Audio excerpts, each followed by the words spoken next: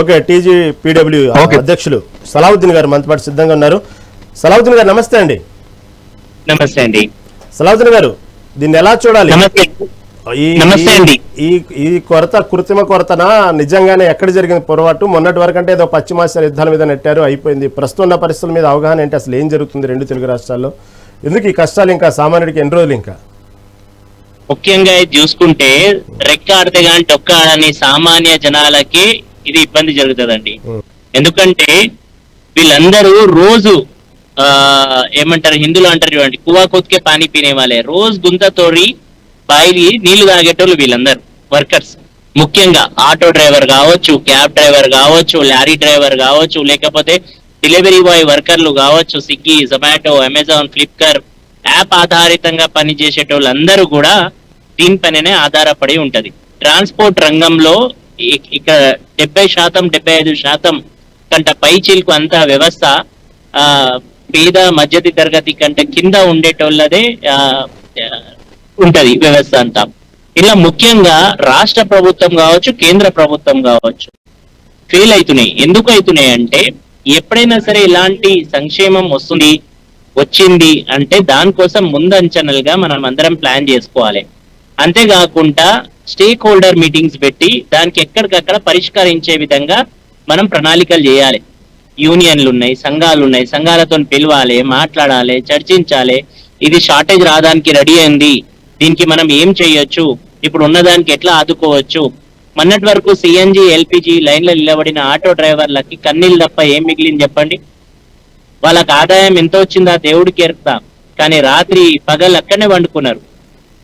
కాబట్టి ఇలాంటివి జరగవద్దు అంటే ప్రభుత్వాలు ఏం చేయాలంటే, దాని వెనకాల ఖాళీ ఒక ప్రెస్ మీట్లు అన్ని ఉన్నాయి, సరిగ్గా ఉన్నాయి, మేము సరిగ్గా చేస్తున్నాం అని చెప్పడం సంభవం కాదు. మేము లాస్ట్ టైం ఒత్తిడి చేయనికి ఉత్తమ్ కుమార్ రెడ్డి గారు ఏం చేసినారంటే కేంద్రానికి లెటర్ రాసినారు. సంతోష పరిణామం, రాయాలి. కానీ ఉత్తరంతోనే అయిపోదు.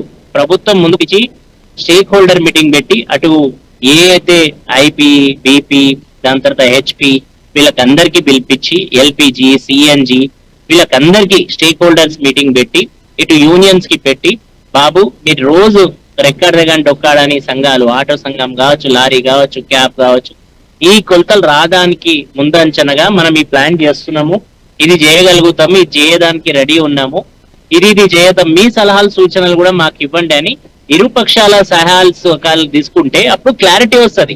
ఇప్పుడు ప్రభుత్వం కంపెనీల దగ్గర నుంచి తీసుకుంటుంది, నా దగ్గర ఎంత స్టాక్ ఉంది, నా దగ్గర ఎంత స్టాక్ ఉంది, నా దగ్గర ఎంత స్టాక్ ఉంది, అదే వచ్చి బయట చెప్తుంది. కానీ ఉందా లేదా అనేది ఈటల వైపు వాళ్ళకి ఎట్లా తెలుస్తుంది?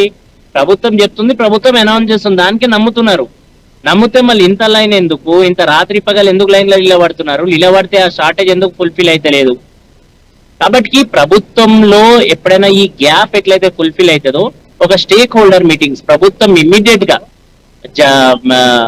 దీనిపైన అవేర్ అయిపోయి ఇమ్మీడియట్ గా మీటింగ్స్ పిలిచి దీనిపైన స్టేక్ హోల్డరింగ్ చేసి ఇరు పక్షాలకి, కంపెనీలకి, ఇటు వర్కర్ల యూనియన్లకు పిలిచి మాట్లాడితే అప్పుడు ఆ చెవులారా ఇన్లీ కళ్ళారా చూసింది నమ్ముతారు ఎవరైనా. ప్రభుత్వం చెప్తుంది అంటే ప్రభుత్వం పైన నమ్మక విశ్వాసం ఉండదా అంటే ఉంటది. కానీ ఎప్పటి వరకు ఉంటది? చెప్పే వరకు. చెప్పిన తర్వాత అమలు చేసే విధానం లేకపోతే ప్రభుత్వం మాటలు కూడా టోటల్ గానే ఉంటాయి తప్ప దానికి ఏముండవు. కాబట్టి ఎప్పుడైనా ఇచ్చిన ప్రామిస్, ఇచ్చిన మాట నిలబెట్టుకోవాలి అనుకునేటప్పుడు ఏముంటది అంటే ట్రాన్స్పరెన్సీ, అడ్వకేసీ అనేది చాలా ఇంపార్టెంట్. ఆ ట్రాన్స్పరెన్సీ, ఆ నమ్మకం, ఆ ట్రస్ట్ అనేది ఇరు పక్షాలు కూర్చొని మాట్లాడుతున్న మీటింగ్ల నుంచి బయటికి వస్తాయి. ఇప్పుడు మన చర్చలు జరిగింది, ఎగ్జాంపుల్ చెప్తున్నా, ఆర్టీసీ చర్చలు జరిగింది కదా, ప్రభుత్వం కూర్చుంది, అందులో వర్కర్స్ కూర్చున్నారు, యూనియన్ కూర్చుంది, దాని తర్వాత మినిస్టర్లు కూర్చున్నారు. ఒక ఫైనల్ గా ఒక చర్చకు వచ్చి బయటకు వచ్చిన తర్వాత కంక్లూడ్ వచ్చింది. అప్పుడు వాళ్ళకందరికి తెలిసిందా చలో మా డిమాండ్లు నెరవేరినాయని. లేకపోతే ప్రభుత్వమే చెప్పుకుంటూ పోతే ఎవరు వినరు కదా. కాబట్టి ఏదైనా సరే ప్రభుత్వాలు ఇలాంటి జాగ్రత్తలు తీసుకోకపోతే సామాన్య జనాలకి మాత్రం నడ్డి ఇడిగినట్టే. రోజు వీళ్ళు రెక్కాడితే గాని డొక్కాడని జీవితాలకి ప్రభుత్వమే జవాబు చెప్పాలి. అది కేంద్ర ప్రభుత్వం కావచ్చు, రాష్ట్ర ప్రభుత్వం కావచ్చు. నేను ఏ ప్రభుత్వానికి నేను ఏలెత్తి చూపిస్తలేను. సంక్షేమం ఉందా లేదా, ప్రాబ్లంలు ఉన్నాయా, ఇష్యూస్ ఉన్నాయా, ఉంటే దానికి రెక్టిఫై చేయవలసిన బాధ్యత కూడా. ఓకేనండి. ఓకే సలావుద్దీన్ గారు, మళ్ళీ మీ దగ్గరకు వస్తానండి, సమయం చాలా ఉంది.